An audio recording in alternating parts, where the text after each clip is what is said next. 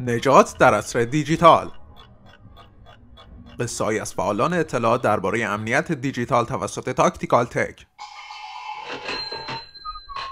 یه قهرمان جدید ظهور کرده.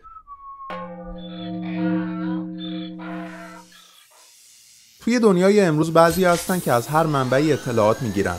هیچ گونه ارتباطی با دیگران برقرار نمی‌کنن و هیچ گونه حریم خصوصی در نظر نمیگیرن.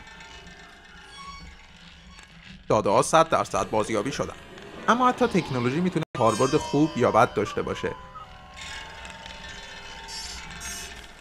و قهرمانی جدید متولد میشه تا با بدیها بجنگه و از مردم حمایت کنه.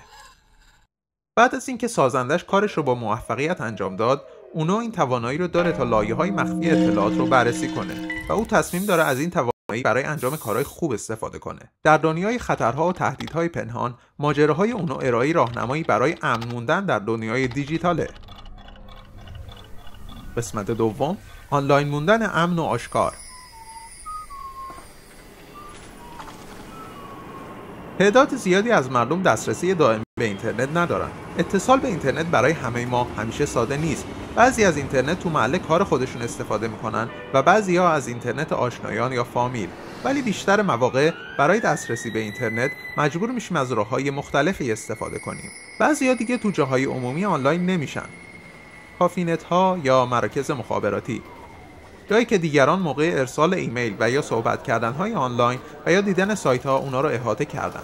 ممکنه شما فکر کنید از اینترنت همگانی استفاده کردن شما رو ناشناس نگه می‌داره و امنیتتون رو تضمین می‌کنه و در نتیجه میتونید با امنیت بالا با دیگران ارتباط برقرار کنید. اطلاعاتتون رو ببینید و اطلاعات ضروری رو با دیگران مبادله کنید.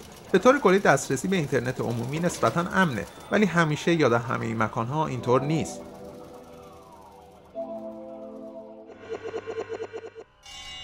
جاهایی هستن که دسترسی به اینترنت کاملا کنترل میشه. در بعضی نقاط کاربران دائما در حال مشاهده شدن هستن. یعنی بعضی وقتا که از اینترنت کافینت ها استفاده میکنید احتمال خطر بالاست. یا کسایی علاقه‌مندن بدونن شما چه چیزایی مخفی کردین.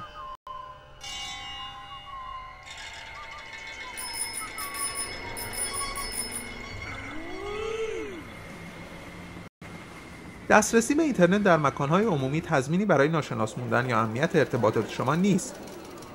در حقیقت دسترسی به اینترنت عمومی اغلب قابل بررسی و مشاهده شدنه و به فعالیت کاربران نظارت میشه.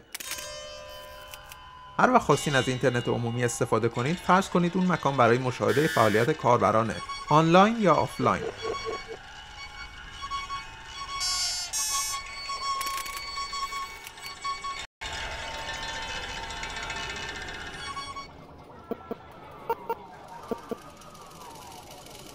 نظارت بر فعالیت کامپیوترها خیلی آسونه. در خیلی مکانها نظارت اصلا پیچیده نیست، ولی چند قانون کلی است که باید در نظر داشته باشید. اگر از رمز عبورتون استفاده کردید یا مجبور به ثبت نام شدید، به راحتی میتونید با اطلاعاتی که استفاده میکنید و در اختیار قرار میدید پیگیری بشید. بعضی محلها به نحوی مدیریت میشن که صاحبشون به راحتی میتونه اطلاعات شما رو ببینه. مطمئن شین که کار خودتون یا کسایی که باشون کار میکنید رو به خطر نمیندازید. چه اتفاقی افتاد؟ برق قطع شد. مدرن‌ترین مکان‌ها از نرم افزارهایی استفاده میکنند که به اونها اجازه نظارت به صورت نامحسوس رو میده. کامپیوترها برای ثبت اطلاعاتی ساخته شدن که شما اونها رو وارد میکنید و شامل کلمات عبور هستند.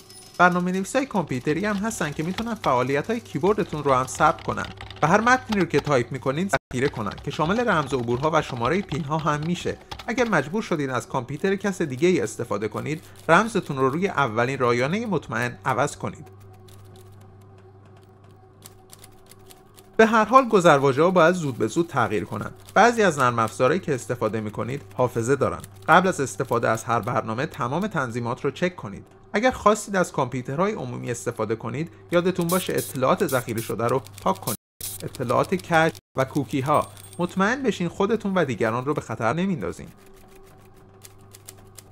از مکانهایی استفاده کنید که بهشون اطمینان دارید و همیشه بدترین حالت ممکن رو در نظر بگیرید. آیا فرصت جبران هست که خودتون، امنیت کاریتون و کسایی که باشون کار میکنید رو به خطر بندازید؟ عکس‌ها و شماره‌های ذخیره شده ممکنه بقیه رو هم به دردسر بندازن. استفاده از اینترنت عمومی رو به حداقل برسونید و باز هم فکر کنید عواقب اینکه کسی به اطلاعات شما دسترسی پیدا کنه چیه؟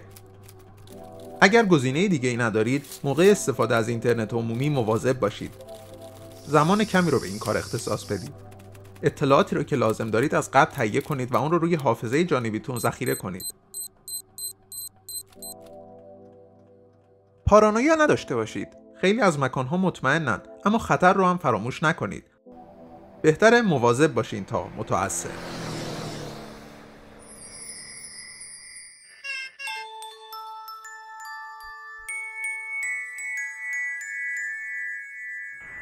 ببینید چه چیزی باقی گذاشتید. آینه‌های کامپیوتر اونو، سریع و آسون.